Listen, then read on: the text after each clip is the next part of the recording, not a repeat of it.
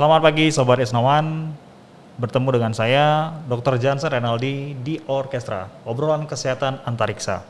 Nah, di sini kita akan membahas ataupun berdiskusi tentang apa itu varian Omikron atau yang saat ini sedang banyak kita dengarkan di luar negeri maupun saat ini yang sangat melonjak sekali di Indonesia, terutama di Jakarta sendiri. Dan tentunya kita juga akan membahas tentang vaksin ataupun efektivitas vaksin. Nah, tentunya sebelum kita berbicara lebih dalam lagi, di sini saya akan memperkenalkan narasumber ataupun teman diskusi saya, yaitu Dr. Indarto Sigit, spesialis paru. Ya, halo Sobat Isnawan, Ya. Saya Dr. Sigit, saya dokter spesialis paru. Pagi hari ini kita jumpa lagi di acara Orkestra, ya dengan Dr. Jansen ya dok. Ya. Gimana dok? Ya, saat ini sih dok memang kita lihat bahwa varian Omikron ya dok ya, selama ini memang COVID-19 sampai saat ini pandemi belum selesai-selesai juga. Bahkan untuk di awal tahun ini kita dengar sendiri bahwa di Indonesia itu varian Omikron sudah banyak, mungkin akan terjadi lonjakan juga. Nah, tapi tentunya dok ini varian Omikron itu apa sih dok gitu? Ya, betul sekali ya dok ya. Jadi memang seperti kita semua tahu bahwa sejak awal tahun ini kasus terkonfirmasi COVID sudah mulai naik kembali, yang kita duga memang disebabkan karena varian Omikron. Nah, varian Omikron sendiri itu apa? Varian Omikron sendiri itu adalah mutasi dari si coronavirus sendiri yang diduga memang dia penyebarannya lebih cepat dan lebih mudah untuk menyebar. Kemudian selain itu dari variasi gejala sendiri, si Omikron sendiri itu memang sementara sih saat ini lebih ke demam, batuk, kemudian diare, dan yang sering dikeluhkan tuh nyeri tenggorokan dan kelelahan seperti itu. Mungkin tidak terlalu beda jauh dengan varian-varian sebelumnya. Yang menjadi catatan penting bahwa varian Omikron ini lebih mudah menular seperti itu dok. Nah, kemudian untuk apakah semua pasien yang terkonfirmasi varian Omikron perlu dilakukan rawat inap atau tidak? Nah, ini kita lihat dari beberapa gejalanya ya dok ya. Jadi kalau memang dia gejala ringan, usianya kurang dari 45 tahun, dan dia tanpa komorbid, pasien yang terkonfirmasi itu dia cukup dengan isolasi mandiri ya. Kemudian untuk isolasi mandiri sendiri, apa yang harus dilakukan di rumah dan apa yang tidak boleh dilakukan di rumah ya. Yang jelas dia tempat tidurnya terpisah, kamar mandinya terpisah seperti itu. Dan yang tidak boleh dilakukan, pertama ya jelas dia tidak boleh kontak dengan anggota keluarga yang lain walaupun menggunakan masker ya dok ya. Kemudian dia tidak boleh beraktivitas keluar seperti itu. Yang menjadi catatan bahwa pada pasien-pasien yang isolasi mandiri, dia harus terpantau oleh fasilitas kesehatan ya, minimal 2 atau 3 hari sekali harus terpantau. Dan lamanya isolasi mandiri sendiri minimal 10 hari ya dok ya. Mungkin seperti itu. Mungkin dari gejala yang perlu dikhawatirkan dok untuk gejala awal, mungkin saat ini yang paling sering kita lihat bahwa gejala dari varian Omikron itu sendiri memang ringan ya dok ya. Nah, yang paling khas sekali itu untuk dari varian Omikron itu seperti apa dok untuk gejala-gejala yang bisa dikenali untuk para sobat Isnawan dok? Ya, betul sekali. Jadi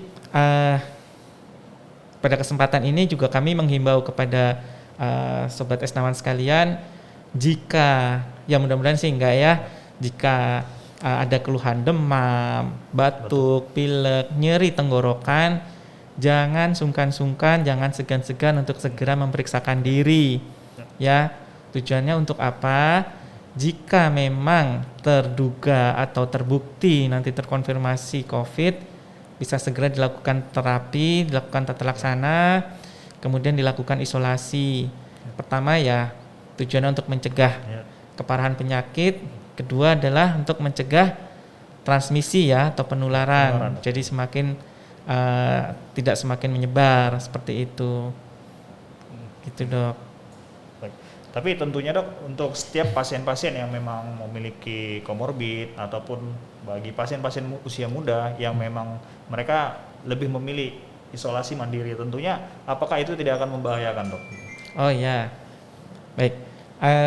Tadi seperti yang saya sampaikan untuk syarat-syarat pasien layak untuk dilakukan isolasi mandiri, ya pertama jelas dia gejala ringan atau tanpa gejala, kemudian usianya kurang dari 45 tahun, dan dia tanpa komorbid. Kemudian yang menjadi catatan pada pasien-pasien yang melakukan isolasi mandiri adalah jika terjadi peningkatan suhu atau peningkatan demam lebih dari 38 derajat, kemudian peningkatan keluhan sesak, nyeri dada yang terus menerus, nah itu harap segera melakukan kunjungan ke IGD, karena ya artinya memang dia harus segera dilakukan perawatan ya, seperti itu dok. Berarti tentunya setiap pasien-pasien yang isolasi mandiri itu harus memang terpantau oleh fasilitas kesehatan ataupun pusat kesehatan masyarakat ya dok ya, sehingga lebih mudah untuk pasien itu sendiri ketika dia terjadi perberatan dengan keluhannya, dia lebih cepat untuk tertangani dok ya. Iya betul. Sekarang kan ada fasilitas ini ya dok ya, telemedicine. Jadi telemedicine terutama untuk pasien-pasien isolasi mandiri memang dimanfaatkan secara optimal ya untuk memonitor kondisi minimal 2 atau 3 hari sekali selama menjalani masa isolasi mandiri. Seperti itu. Nah baik dok, ini timbul pertanyaan, apakah setiap orang yang sudah melaksanakan ataupun pasien yang melaksanakan isolasi mandiri itu tentunya sudah melakukan isolasi selama 10 hari. Nah seandainya dok misalnya mereka masih ada keluhan, apakah mereka harus memeriksakan diri kembali seperti pemeriksaan swab ulang atau harus memeriksakan ke dokter kembali atau bagaimana dok? Jika kita bicara pasien-pasien dengan isolasi mandiri, artinya dia yang tanpa gejala atau gejala ringan, dan setelah menjalani isolasi mandiri selama 10 hari sebetulnya tidak ada anjuran atau pedoman untuk melakukan evaluasi terutama PCR seperti itu. Nah beda cerita dengan pasien-pasien yang sedang atau berat dan dia dirawat, yaitu memang harus dilakukan evaluasi. Jadi pada pasien-pasien yang ringan atau tanpa gejala isolasi mandiri, jadi tidak perlu dilakukan evaluasi. Baik dok, berarti cukup memang hanya 10 hari dikatakan mereka selesai tanpa muncul gejala, dengan catatan tanpa muncul gejala. Tapi apabila mereka timbul gejala seperti demam, batuk, berarti segera dilakukan kunjungan ke IGD untuk dievaluasi apakah dia masuk kriteria ringan, sedang atau berat. Baik itu. Baik dok, ini sedikit membahas sedikit tentang vaksin. Apakah memang setiap pasien-pasien yang terkonfirmasi positif dengan riwayat vaksin itu memang akan menimbulkan gejala lebih ringan atau memang lebih berat dok? Ini terkait vaksin sendiri terhadap Omikron ya dok ya. Jadi bukti di lapangan yang kita hadapi ternyata memang pada pasien-pasien yang sudah mendapat vaksin full dose dengan 2 dosis cenderung tanpa gejala ataupun gejala ringan dengan gambaran foto ronsen, hasil lab dan kondisi klinis yang cenderung baik.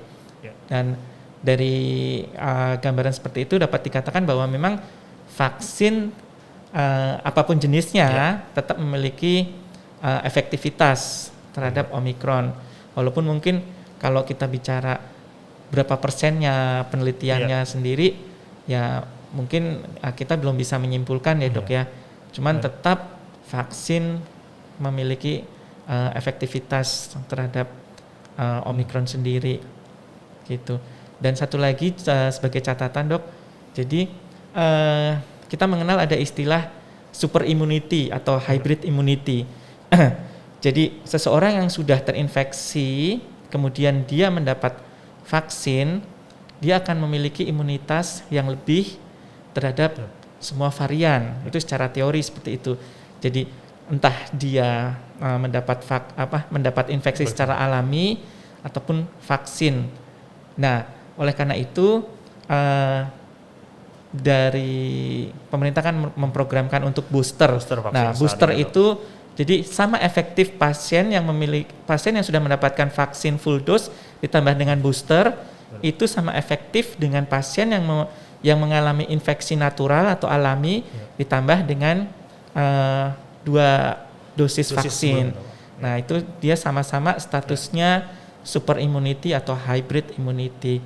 Seperti itu, Dok. Jadi tetap vaksin sebaiknya harus dan memiliki efektivitas terhadap COVID sendiri. Berarti setiap orang yang sudah memiliki ataupun sudah divaksin tentunya tidak terlepas akan bisa kembali terinfeksi dari COVID-19 seperti itu, apalagi varian Omicron. Namun mungkin dari segi gejala yang akan lebih ringan dibandingkan dengan yang tidak yang vaksin ya, Dok ya? Ya, mungkin timbul pertanyaan kenapa sudah terinfeksi, sudah divaksin kok masih bisa kena gitu. Nah, sekarang kita bicara kalau misalnya tanpa vaksin mungkin 100 orang yang akan terinfeksi, ini ibaratnya ya, 100 orang akan terinfeksi dan mungkin 80 atau 95% dengan gejala berat. Nah, tapi dengan komunitas atau populasi yang sudah tervaksin, mungkin yang terinfeksi hanya 50 atau 60 dengan 30% mungkin dengan gejala ringan. Jadi itu gambaran bagi yang sudah mendapatkan vaksin, efektivitas vaksin. Ya, seperti itu. Baik, tapi memang meskipun kita sudah divaksin walaupun itu tetap harus menjalani protokol kesehatan, Dok ya. Protokol kesehatan tetap wajib.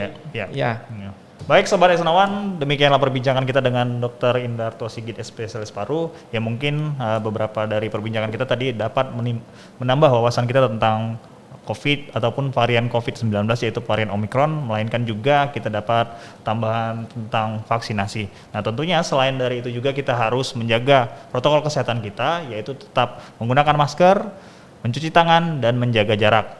Nah, baik Sobat Esnawan, demikian dulu perbincangan kita pada hari ini. Dan jangan lupa untuk like TV channel Antariksa dan jangan lupa komen. Terima kasih.